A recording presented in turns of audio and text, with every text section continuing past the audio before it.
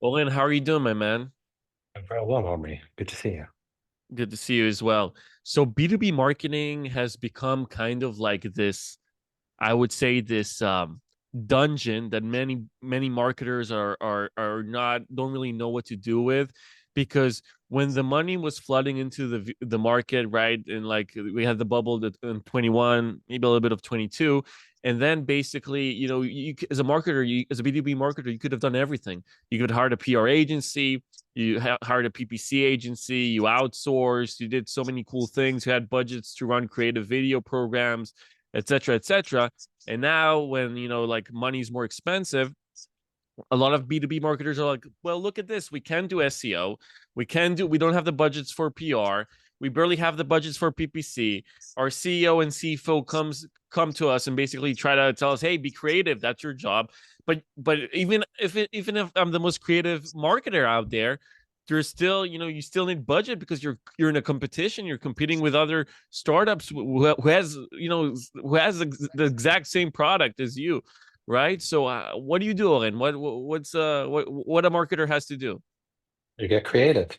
Um, what do you have to do? No, you listen to your CFO. You don't piss anyone off.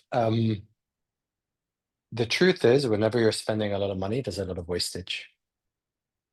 And part of it's necessary because you're kind of, you have a very wide net and you're hoping to grab a few fish, and you need to have a wide net in order to increase your probability. But it also hides a lot of inefficiency. And the only option is really to drive an efficiency increase because unlike popular belief, you can't do effective marketing without a budget. It requires money, and anything that you do, if you're producing blog content or paying a PR agency or paying paid search or producing content for social, all marketing activity requires a budget, even if people like to think it doesn't, like SEO, right? Um, so it really is about effective budget utilization. And I think about being creative. I think it's easy to say be creative, but it's very rare to see an organic post from a business around the solution suddenly go viral on LinkedIn. Like ever Right. see a company page post go viral?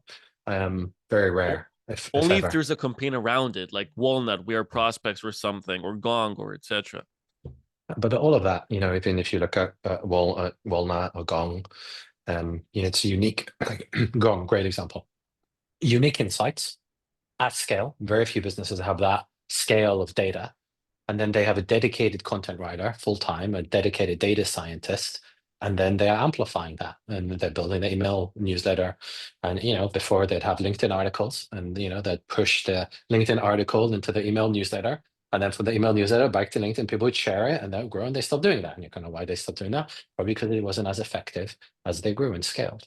But yeah, I mean, Gong, well, not really great product. So, marketing is easier when you have a fantastic product. I think it's kind of misconception. It's actually like you have a great product and then marketing comes in. But I think original marketing, authentic marketing is understanding your audience, knowing what to sell to them, knowing where to find them, having the right message, knowing how you position yourself so you're differentiated. And that's like deeply integral to business strategy and your product. So effective marketing is so deeply intertwined that it's not like I have a great product and then go do marketing. It's that good, effective marketing has always been interlinked with the product. And especially as we move progressively more into a product-led growth, world where the products become much more material in the funnel and the conversion and the prospect's experience in order to then become a paying customer, right? So it's interesting because this whole the product things, and I had this conversation with Adam Robinson as well, a few days ago. Like when you say like, okay, you eventually want to get to a point as a startup that you have this PMF, this product market fit, and that people start talking word of mouth, and then you want to amplify it with basically with marketing, right? With marketing budget, PR, PPC, etc. Once you already know you have a product market fit, and once you already know there's a good the churn rate is relatively low, and that people love your product, and there's the word of mouth going on. But when I want to search for a product, okay, for example, I was searching for a AI note taker today. Okay, just like running around, Google searching for options, YouTube searching for options, and the products are extremely similar. I mean, the features are almost exactly the same. The user reviews are exactly the same. And then like what I would think about is what makes the difference is basically the marketing aspect out of it, right? How do you differentiate a product that is not? So a lot of people and a lot of startups are trying to play this like feature war. I talked to a lot of product marketers, and they're like, "Wait, you need to showcase how your USP in this feature, etc." But in the end of the day, they all look quite the same, especially now with everyone building on top of OpenAI's, ChatGPT. So like, what's what do you do in that case when the competition is so heavy and so broad in a specific genre? Yeah.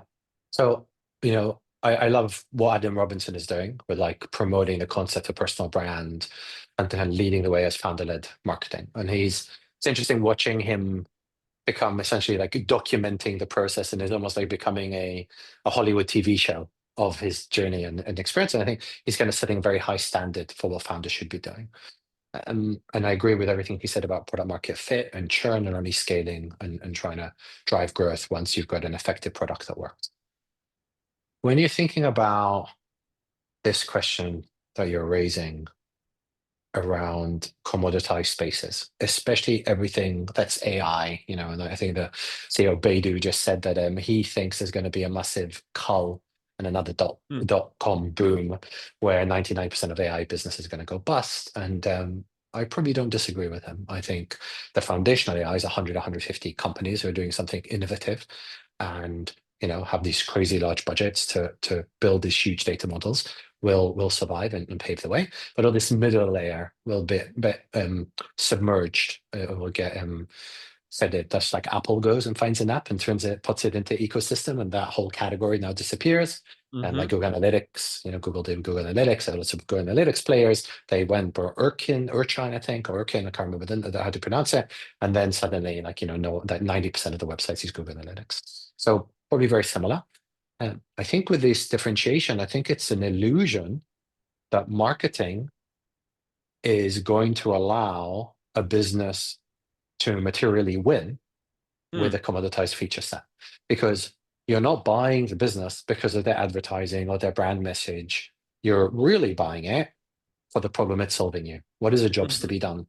Marketing just does a really fantastic job with finding what is the best jobs to be done for the right person, how to package on the right message, and how to take them on the most seamlessly frictionful journey to experience the benefit, experience the aha moment. So the question goes deeper than the marketing communications layer. Marketing communications is like, do I do a Facebook ad or do I do Google ads, and what's my messaging? But you go into marketing strategy, which is one layer above, and that interlinks into business strategy. And what you're describing is a business strategy, marketing strategy challenge. So what are the options for these commoditized spaces? They've only got two options. One is they effectively build more features and differentiate, and they're back in feature war land. Okay, probably not the best idea. What's a smarter option? Is what happens in the commoditization space is you start niching. So you start Hmm. solving a specific set of problems for a specific audience in a way that no one else is doing. So instead of being an AI note taker for anyone, you're an AI note taker for PR specialists who have their own podcast. Hmm. Wow, you're the only one in the world in that category. That's effective positioning. You dominate and own that space. Everyone who's a PR, expert who runs their own podcast now has heard about this business because they're the only AI note taker for that specific niche. And now that's a merge of business strategy and marketing. The marketing is the positioning. Who is it for? But the features have to back that up. If you have now features that are for enterprise SaaS, and you're like, but I'm a PR guy who runs a PR agency and I run my own podcast, but you have enterprise level features for SaaS. That's irrelevant to me. So Hmm. the features have to align with your pain points, the problems that we're solving. So when you do that, that's the only way you're going to win. The more general they are, or the more they try and compete on marketing spend to grow brand, like Hmm. what most people think marketing is, grow an effective brand and broadcast, be everywhere for everyone, have really creative campaigns, really stand out, have a funky logo, maybe you want a chimp face on it, or maybe you want a fox on it, or like think about all the different animals you have on all the SaaS logos. That's not what makes the MailChimp exceptional or Firefox a great browser. It's how effective they are in everything, the user experience, the customer service. That's what a great brand is. It's a wonderful Hmm. experience for your customer with a meaningful differentiator. I love that. It's exactly why I think like vertical AI is like this new concept that VCs are trying to play with. So for example, we have an amazing client called Interface AI. They just raised $30 million. They were actually profitable as a bootstrap and then raised 30 million. They already had tens and tens in ARR, which is unbelievably impressive. And what they did before everyone else, they said they're basically an AI chat solution, customer service chat solution, only for banks and credit unions. So they did that from the start. They didn't need to wait for like ChatGPT to come out or like for someone else to basically like generalize or make it more broad, the solution more broad. They from day one said we're only gonna talk to this sector, and that really propelled their growth. And then what I find very funny is like seeing lots of VCs right now, and I even said that to them in their face that I feel they're kind of hypocrites in a sense right now because they're coming up with this like, hey, you should be a vertical AI solution, but 6 months ago or 1 year ago, they basically said, hey, the whole thing about AI is that you can bring in a broad solution that can fix people and be vertical agnostic, which I find quite interesting that they changed the strategy so fast. So that's just like something that I'm thinking about.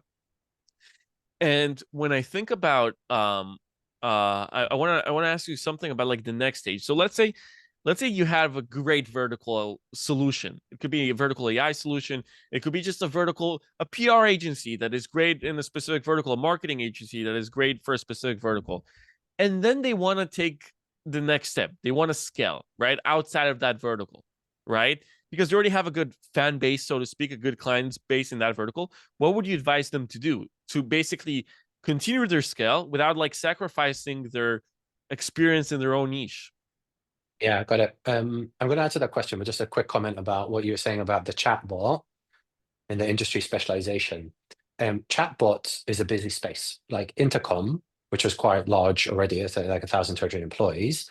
They're a very big player in that space. And then you saw Drift kind of come, make a lot of noise, and kind of disappear over time.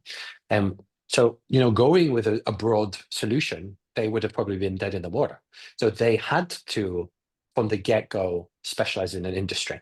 So I think that's worth noting, but it depends what category you're playing in. Mm, If you, like note takers, 4 or 5 years ago, there weren't really many note takers. I mean, I don't know when the category started, but I think relatively recent. So it made sense to be horizontal because there was no need to verticalize. But as it gets saturated and commoditized, you have to verticalize in order to compete. You have to build unique features. Now, if you are already operating in a vertical niche, I think SaaS is different than like a B2B agency or a consultant. Um, you only have real two options. You either in your one brand, you start building these other vertical solutions, right? Which is like problematic. Or you spin out a new brand and you just mimic the same process you did, but with mm, this new vertical. And that makes mm, sense. And then, if you kind of go to Intuit, and Intuit's website, it has like 4 or 5 different brands. And then you go to each individual website, so Intuit, MailChimp, and Intuit, whatever the other solutions that mm, they have are. So they've kind of built a big brand. So there's lots of different ways. It's like, you're building a brand house. It's like a different strategic consideration. There's probably about 25 to 30 questions you need to ask and answer well with your C-level in order to have a complete strategy as to which direction is right for your specific mm. business. I hear you. In terms of like people who do like great marketing, in terms of like companies, I'm not necessarily even like SaaS products, but more just like in general in the B2B space. Who do you think is like really nailing it? Hmm. I think this is an interesting question because whenever this question is asked, the natural propensity is to go towards known or established brands like a Hmm. HubSpot. Hmm. But it's not, I don't know if it's necessarily meaningful Hmm. because the majority of businesses are never going to be a HubSpot. It's not that they don't have the ambition or aspiration, but they're probably never going to be able to generate that level of revenue because they probably don't have a large enough addressable market that they can get enough penetration to get to that scale. And Hmm. you don't have to go very far. You just look at how many SaaS businesses make that revenue. You see so few. You look at how many SaaS businesses there are, 51,000 or whatever. And you kind of go, well, statistically, it's improbable. So I'm not sure if that's necessarily the most meaningful example. There was an interesting post actually recently. I think it was Dave Gethard from Exit 5. He posted who's doing really well with SaaS or B2B.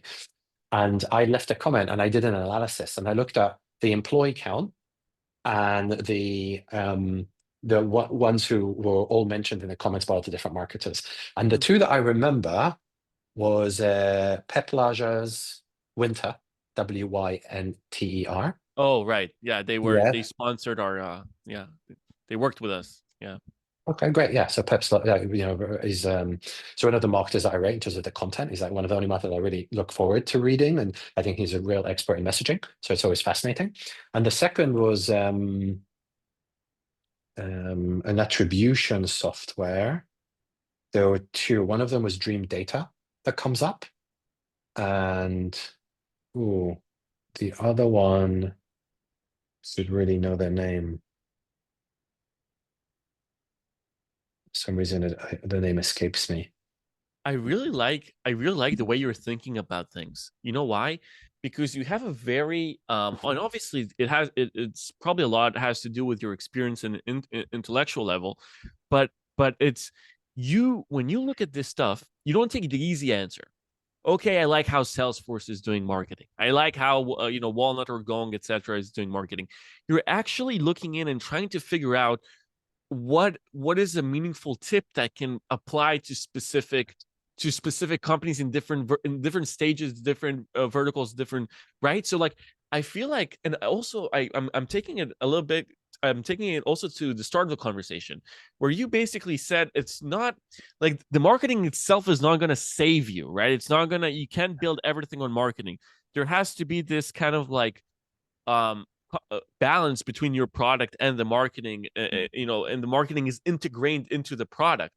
And I find it very valuable advice because a lot of people, even including myself, I'm one of those guys as a marketer who does believe you need to create this like blast of noise, and like the rest will kind of take care of itself, just because that's the way I think, the playbooks that I run. And you're more kind of like laser focused Yeah. on specific, things that are kind of like going to move the needle in a sense, which is like it's two different philosophies. So for example, like I would be maybe more attracted to I don't know, like Gary V, Alex Hermosi, those type of philosophies, while you'll be more attracted to like a Seth Godin, right? Those type of people who are more oriented. It's interesting. What do you think about that? I I am a believer in awareness for the top of the funnel and going Mhm. broad. And Right. I actually think it's one of the biggest problems in marketing today is that Hmm. everyone's so hyper focused on attribution and they're looking to understand how my ad is directly generating an immediate response or my event is generating prospect. And the biggest problem is this obsession with tracking and measurement is leading people astray, especially marketers, to try and prove that what they're doing is driving a result and not thinking about how to build how to get the brand out there, how to build awareness in things that are not measurable, PR, events, big interesting campaigns, things that like, well, I can't see the conversion come in. Yeah, but you're standing out making a noise and you're being exceptional. So I'm actually a big believer in doing that. The problem is when people do that, they go too broad. And Hmm. there's a lot of people out there. Media is very expensive. The real estate on any meaningful publication is premium, and the same on everything with a Meta ad or Google ad. It's a bidding model. It's an auction model, and you're essentially, you're bleeding through the eyeballs to have to pay for access to eyeballs because it's so competitive. So Hmm. you need to be hyper selective because you don't have the budget. Most businesses, if you're doing 200 to a million a year, which is the majority average marketing budget for most businesses, you are not going to materially make a splash on Hmm. any given channel with such a small amount of money. It's like Hmm. negligible. I know I've worked with businesses spending like hundreds of millions, and I know what large multinational campaigns look like to build a brand. And that's like a very well orchestrated brand that's been around for 30 to 50 years, that is very well known, 50,000 plus employees. And I've worked with six of them. I've worked at six FTSE 100s already. So I've seen everything from like bootstrap, mom and pop shop, all the way to like multinational large campaigns. And you can't use the same level of thinking. They can afford to buy the real estate that you cannot have access to. So does Hmm. that mean you don't buy real estate? No, it just means you have a very good creative where you're advertising consistently, but to a very specific target audience. You just can't go too broad. That's how I'd answer that Dude, question. that is, And dude. Yeah, go ahead. the, Sorry, go. I remember the attribution software. It's hockey stack. I don't know Uh, why it kind of just it finally clicked in your mind. clicked. Yeah, yeah. So this is this is wonderful. So like I think like the last I'll use this. I'll use this kind of like a analogy or like case study. So when we looked like our agency, we tried to look at so many of our clients' marketing budgets, and we tried to understand what makes like a company like what makes like a company a legit brand where it's branded enough to be able to attract like their ICP in a consistent fashion. Basically, when I say attract an ICP in a consistent fashion, I mean that you don't need to raise the ad budget all the time to get to the same amount of MQLs, SQLs, right? So that's basically what you're aiming for. Because if you're not aiming for that, then you're always going to play this chicken and egg game. You're going to need more VC money to. There's the unit economics don't really make sense, and we couldn't find a we like when we looked at, on all those case studies, there wasn't one thing like there wasn't one thing where we said like, hey, this is like the playbook, this is the play. Everyone was a bit different. This startup had a sexier CEO, and that made the whole difference, right? This startup, they just had a really good performance marketer, and they really made it work in terms of the remarketing and GDN campaigns, and it worked. This startup just gave up on PPC and just did PR, so it worked. But it didn't work for another brand that gave up on PPC and did only PR, right? And then we onboarded a new client, Audience Plus, which is Anthony Canada's company, the guy who was the CMO in Front, and now he's the CEO of Audience Plus, and they're an owned media company, right? They owned media software. And then I told myself that I think that is the only kind of concept, like the owned media concept, like this found, you can call it whatever you want. You can call it founder brand, you can call it owned media, etc. It's basically organic marketing that is not spend you're not spending ad money, organic marketing with an organic following. And I think that is today probably that like the only growth hack that you can do in terms of like substituting your time for like attention instead of like using advertising. What do you think? I don't think it's the only. Mm-hmm. Um, like, some businesses I've worked with, they just having a lot of incredible ranking on Google. Mm, And they're just like the organic, and they keep investing on organic and growing, getting more landing pages and more search terms and more backlinks and growing authority and growing their pipeline as a result of growing SEO.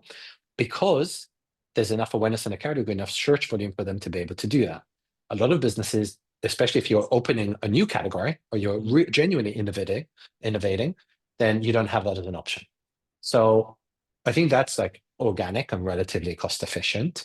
I think you can also have an incredible personal brand as a founder or CEO, and that's a legitimate way to grow. And but even with that, surely you're constantly producing content, so you can kind mm, of say, "But is it a variant?" And I guess it right. depends. Like, is it under the founder? Is it under the business? I think it is a superpower. I think the issue with this being an owned media house is it's a lot slower and Mm. more expensive and less measurable than is comfortable, It's more especially in that. expensive. It's not less expensive. It's the ROI Mm-hmm. over time is like this. It's very, very slow, Right. but then it kind of goes up. Where if you're doing like, cold email outbound, or you're doing kind of like paid ads, then you kind of get that spike in ROI, and progressively over time it goes down. Kind of go, wait a second, why is paid ads going down if I'm spending more money? Because it's a bidding model. So you have to pay a lot more in your cost per click to get the same Right. position on any of these channels and to get the same share. So it just like progressively becomes more expensive. And effectively, the only person who wins in that war is the company that can monetize the click more efficiently than others. Like I worked for a business, by 50% market share in the UK, quite a sizable business, valued at $1 billion at one point. And we're always at the bottom of page one. And you're Hmm. like, surely with 50% market share, having wasted a lot of money, you could outcompete and outbid. Yes, but not economically. You kind of go, why? And Uh what happened was the competitors were able to monetize the leads that came through by sending them off lower quality to different vendors and monetize them. They really extracted the juice out of the orange 100%. The business I was working with only extracted it like 20% of the time. And there was a big strategic decision. Why don't we just extract more of the orange and we can compete? But then the opportunity and the real question was, what do you want to become? Do you want to become a brand, which means you stand for your 20% because your brand will be diluted with that option? Or do you exploit more value, but then you're just like every other player in the category? So it's a very interesting strategic debate as to how to compete more aggressively. And that business decided to invest not on search to extract and to compete, but they opened up the category by taking above the line advertising and trying to open up awareness for the category as a whole. And that's why they became a market leader. So when you think about how to grow, your different paths, you have a few different ways to skin a cat. I think different businesses do in different ways. But like, if you just kind of loop back to this HubSpot example, they have amazing channel partnerships, and they have an amazing content marketing strategy, and they have an amazing product, and they have amazing product-led growth, and they have thought leadership, and they run like some of the largest B2B events in the world. I mean, that's not one strategy that they're deploying. They're nailing it to exceptional degree of excellence across multiple areas. And that's why they have the scale that they have. Hmm. This is well, I'll use this as like the final point in our conversation. It's almost like what I'm going to say right now is almost it almost feels like a game theory equation or question, and I'm really interested to hear what you take on what's your take on that. So I had a great conversation with another marketer, and we basically talked about two sequences. So I'll just go into it, and hopefully it will get clarified as I convey it in language. So basically, two startups start at the same time. Okay, both of them are funded at $5 million seed money, right? Both of them are at the same level. They sell the same product, for example. One decides to invest in SEO and kind of work on organic, and then one starts basically just wants to be the first to get that first search result, and they pay for it. They pay Google for it. Okay, now the game theory here, the analysis is that both companies eventually would need to raise another funding round to continue. So the company that when money is cheap, that's the theory. The theory is that's what I'm saying now is the conclusion of our of me and the marketer's conversation, is that when the market is cheap, when money is cheap in the market, you want to buy the Google, the first ranking keyword, right? The first search, right? Because yes, you're gonna waste the money very quickly, but you're gonna be able to show VCs that you have revenue coming in, right? And that your ARR is increasing, etc. And you just basically need to make sure that the churn rate doesn't pass like 20%, and you're able to grow the other thing, right? And then the other assessment is that when money is expensive in the market, you actually don't want to do that. You actually want to try to get those tail long keywords and just kind of build your SEO engine, because what you're trying to do is you're trying to survive. And even if you're not going to get the ARR that you want in a specific in the first 2 years of the company, after the first 2 years after you get that seed money, you still need to be patient enough to let the organic do its thing, and then kind of raise the money off that. And also you're gonna showcase the VCs that, hey, you have unit economics that work because you've really invested in organic. So what's your take on those two schools of thoughts, right? Yeah. I think that only the one who's doing the paid ads would actually survive. Mm. And now here's why. The VCs, I'm talking about venture capital funded startups specifically, Right. because that's where the majority of the capital is. But there's lots of different types of funding, right? Because seeds usually angels, etc. But if we're saying you're raising money to try and reach hypergrowth, you're trying to scale effectively, you have to prove out that you're reaching target KPIs that are meaningful, because the unit economics are not the number one concern at the stage seed or even series A. It's only when you start going to kind of series B territory that you're directionally expected to start making this sustainable and meaningful. And really, you kind of go, wait, but if the unit economics don't work and you get to round B, and you still don't get it to work, then your business goes under. And then the investors that happen, and you're like, well, actually, no, because the investor's strategy from the first place was investing in 25 businesses. And one of them was going to be that unicorn business that at Series B figured it out and managed to do it in Hmm. whatever magical way. And the VCs don't really care. They're just like, obviously some the good VCs do, because they're interested in problem solving. The majority of VCs don't care. They're just like, I'm going to hedge my risk and try and do my due diligence, and I hope one of them is going to be successful. So hitting the KPIs is the most meaningful result to achieve that next leap to the next funding round. Because if you went with the organic result, which was Medicure, but you missed your target, and then you say to the investor, look, we've kind of reached our target, but we've done it organically. Hmm. They're going to go, yeah, I don't care, because you need scale for this business model to work. This is a bootstrapped mindset, and you're a VC-backed business. You need growth. Like, we're fueling growth, and you need market share. And then when you get to scale, that's when we're expecting efficiency. Hmm. The most obvious classic example is Uber. Everyone, like, in social for years, like, look at Uber, they burned so much money, it's VC funded. And now look at Uber making, I don't know, 2 billion a year in revenue, like profit or whatever. And you're going to go, well, how did Uber, how come Uber is making so much profit? And really, they just invested a huge amount of money in this infrastructure and growth. And that's a VC game. You get scale. And when you get enough scale, and everyone goes, okay, you've got scale now, you need to prove that you can drive efficiency. They plug something in this case, Uber was paid ads. Then boom, the money starts pouring, which is kind of funny because you wouldn't think of Uber as a Facebook. Like, if I said, this is how Meta monetizes for advertising, you're going to go, wait a second, what's Uber and Meta got to do? What do they have to do? They have scale. They have a huge amount of people using it. But look at the monetization mechanism. It's the volume of the users. And it's not the only business to do that. Google, it's the same way, right? How does Google monetize? Well, the people go to search, and it's the paid ads that generate the revenue. And Reddit, Quora, et cetera, et cetera. We can keep going. So the point I have is, what game are you playing? If you're playing an investor VC back game, you go to do the paid ad because you got to hit the KPI. It's a growth game, even if money is now a lot more expensive. And that's why so many startups are failing to raise money. That's why so many startups are failing, because they can't make it work. They can't make the unit economics work when they don't have access to capital. Probably because the product's not differentiated enough. They haven't invested enough in R&D because they had to invest in trying to get users to get to a certain growth milestone. And that's why the game is kind of an interesting, complex game now.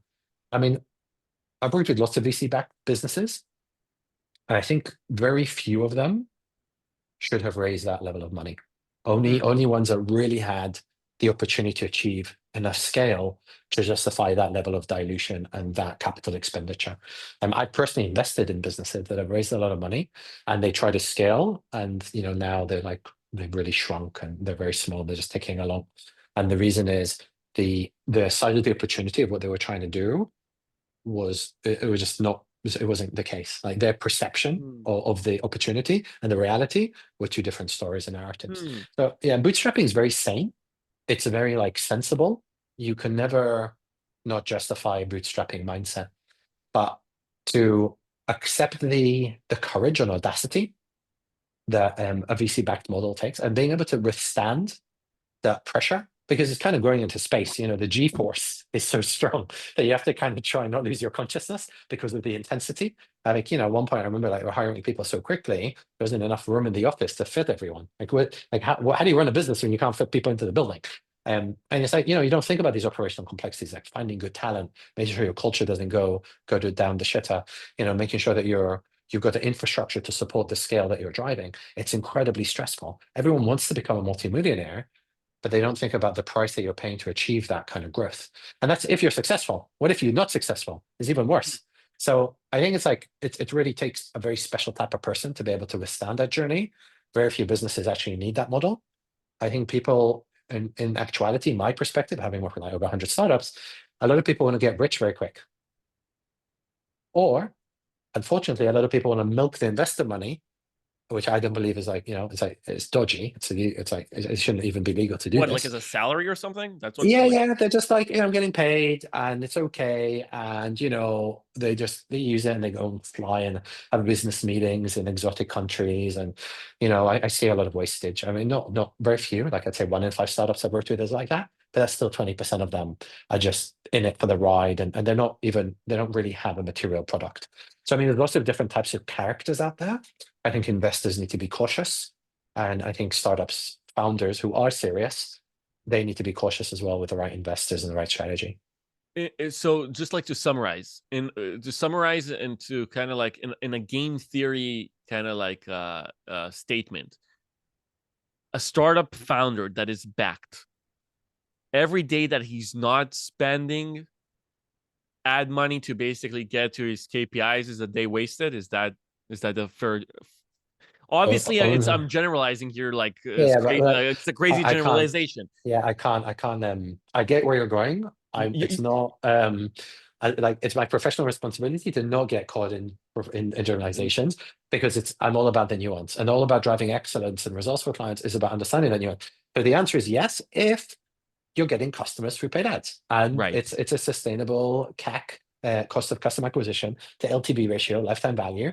So if it's like economically sustainable and it's a good type of quality client for you, and you can get more, you should be spending more money, and yeah, you should be hitting your KPI. But trying to organically grow, yeah, only if you bootstrap. If you're playing the VC game, then I don't think that's sensible. I hear you. Oren, thank you so much for taking the time. People can go check you out on LinkedIn. You have amazing content. Thank you. And yeah, really thank you so much for taking the time, bro. Pleasure. I love that. Awesome.